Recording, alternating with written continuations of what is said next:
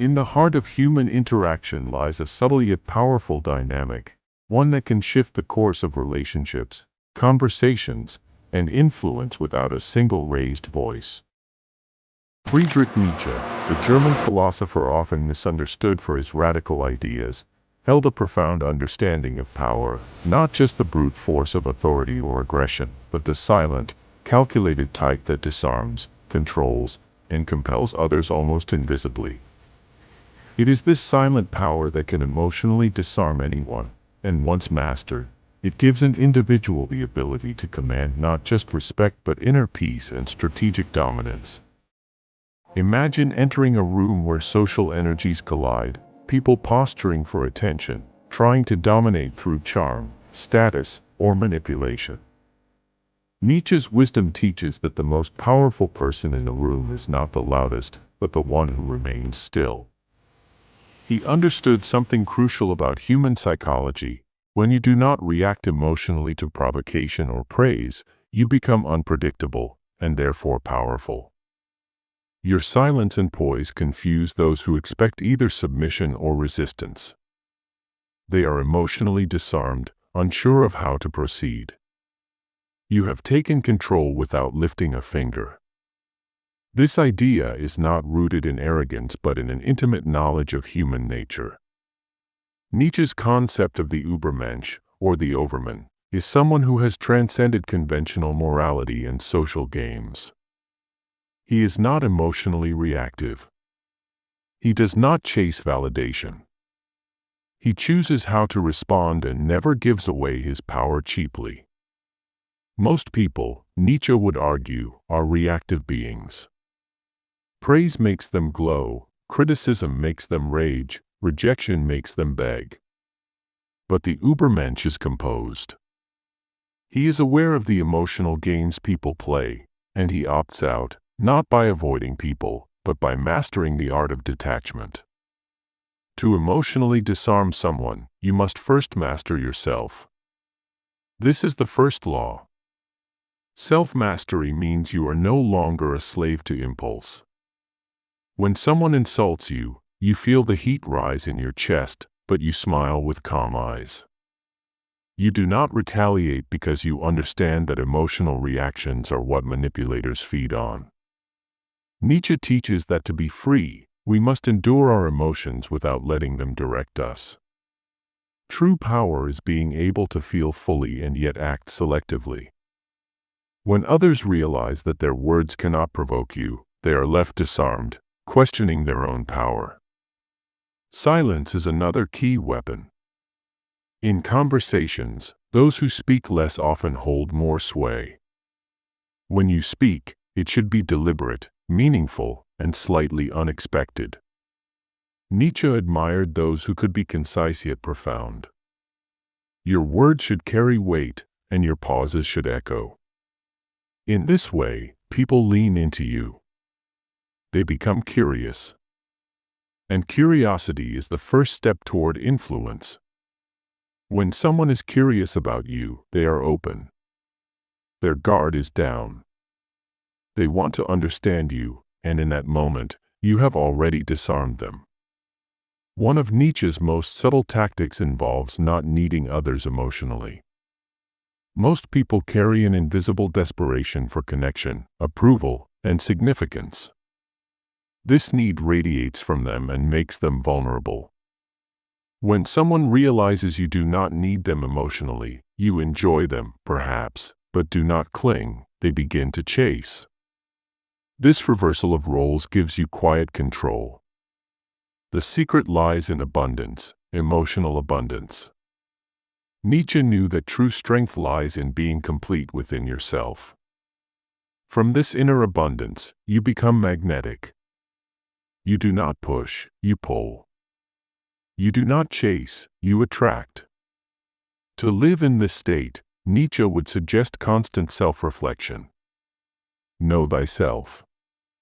This ancient maxim is echoed in his writings. People who do not know themselves are constantly manipulated by those who do.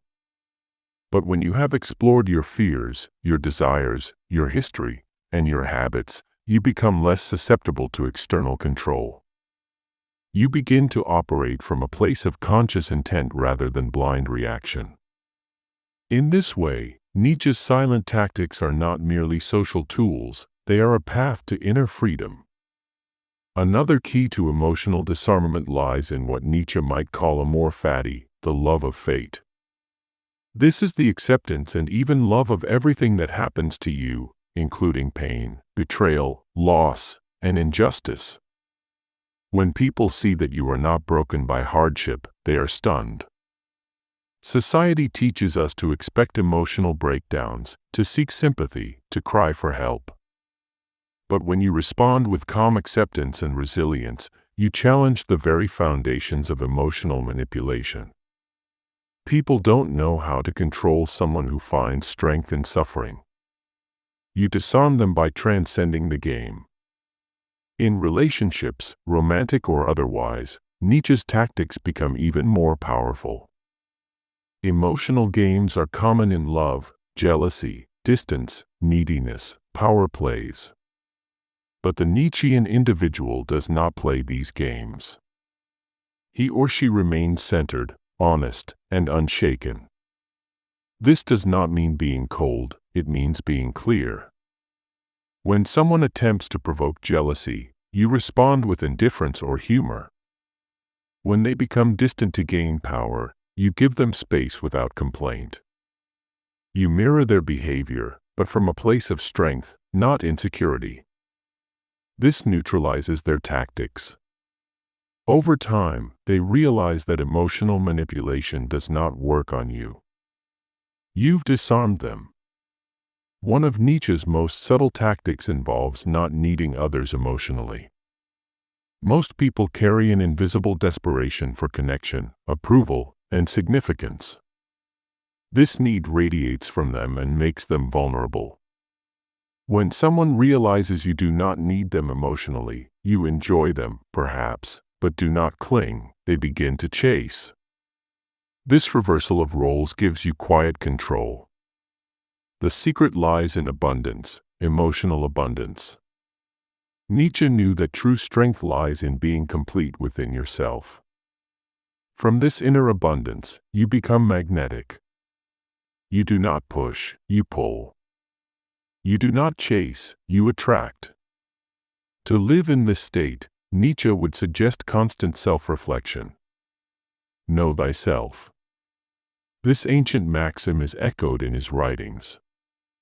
People who do not know themselves are constantly manipulated by those who do. But when you have explored your fears, your desires, your history, and your habits, you become less susceptible to external control. You begin to operate from a place of conscious intent rather than blind reaction. In this way, Nietzsche's silent tactics are not merely social tools, they are a path to inner freedom. Another key to emotional disarmament lies in what Nietzsche might call amor fati, the love of fate. This is the acceptance and even love of everything that happens to you, including pain, betrayal, loss, and injustice. When people see that you are not broken by hardship, they are stunned. Society teaches us to expect emotional breakdowns, to seek sympathy, to cry for help. But when you respond with calm acceptance and resilience, you challenge the very foundations of emotional manipulation. People don't know how to control someone who finds strength in suffering. You disarm them by transcending the game. In relationships, romantic or otherwise, Nietzsche's tactics become even more powerful. Emotional games are common in love, jealousy, distance, neediness, power plays. But the Nietzschean individual does not play these games. He or she remains centered, honest, and unshaken. This does not mean being cold, it means being clear. When someone attempts to provoke jealousy, you respond with indifference or humor. When they become distant to gain power, you give them space without complaint. You mirror their behavior, but from a place of strength, not insecurity. This neutralizes their tactics. Over time, they realize that emotional manipulation does not work on you. You've disarmed them. In moments of conflict, Nietzsche's silent power takes the form of radical self-possession. Instead of defending yourself against accusations, you remain calm. You let others speak. You ask questions rather than make arguments. This changes the dynamic entirely. Most people expect a fight. When there is none, their momentum vanishes. In that vacuum, your quiet strength becomes evident. You have not fought for dominance, you have claimed it through composure. This is disarming at a psychological level. The aggressor is faced not with opposition, but with presence. And presence is a rare form of power. To practice these tactics requires patience. Nietzsche did not believe in instant transformation. He saw life as a process of becoming. We must shed layers of ego, insecurity, and false identity. Each time we resist the urge to react, we grow stronger. Each time we sit with our emotions instead of acting them out, we gain clarity. The path to silent power is one of deliberate evolution. And with each step, we become less controllable, less predictable, and more powerful. Nietzsche also emphasized the importance of solitude. Not isolation, but intentional time alone to reflect, read, write, and think. In solitude, we discover who we are without the noise of others. We learn to validate ourselves. And when we re-enter the world, we are less shaken by its judgments. People are disarmed by those who are not seeking approval. They are confused by someone who can be kind without being a people pleaser, strong without being controlling, confident without being arrogant. These are Nietzsche's silent weapons. Another disarming tactic involves what might be called strategic vulnerability. This is not emotional oversharing, but the courage to admit fault, to acknowledge weakness, to express humanity. When done from a place of strength, vulnerability is not weakness, it is disarming honesty. Nietzsche would argue that the strongest person is the one who fears no truth about themselves. When you are open about your limitations, others have nothing to attack. You have removed their weapons. It is the unexpected softness in a strong person that melts resistance. This balance, strength and softness, is profoundly disarming. In group dynamics, Nietzschean influence emerges through independence. Do not align yourself too closely with any faction, ideology, or tribe. Maintain your sovereignty. Speak with clarity, but do not argue. Listen more than you talk. And when you speak, do so with intention. This makes you a wild card, someone who cannot be easily categorized or manipulated. Your independence will frustrate some, but intrigue others. In both cases, you hold power. To truly embody Nietzsche's tactics, you must also accept being misunderstood. Not everyone will appreciate your silence, your strength, your detachment. Some will accuse you of arrogance, coldness, or aloofness. But this is the price of authenticity. Nietzsche teaches that we must be willing to stand alone if necessary. To be emotionally unshakable often means walking paths that others fear. But in doing so, we become leaders, not by title, but by example. Our energy speaks before our words do. And perhaps the most disarming tactic of all is joy.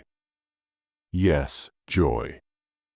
Not the shallow joy of entertainment or distraction, but the deep joy that comes from knowing who you are, from living with integrity, from mastering your emotions. Nietzsche believed that true strength was not dour or bitter, it was life-affirming. The person who can laugh in the face of chaos, who finds beauty in struggle, who creates meaning from pain, that person is unstoppable. Joy, in this sense, is revolutionary.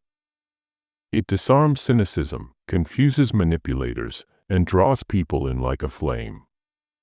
It is the ultimate sign of silent power. So, to emotionally disarm anyone, follow Nietzsche's path. Master yourself, speak less, observe more, detach from need, embrace solitude, practice vulnerability from strength, maintain independence, endure misunderstanding, and above all, cultivate joy. You will become a presence that cannot be shaken, a force that cannot be manipulated, and a source of quiet influence in a noisy world.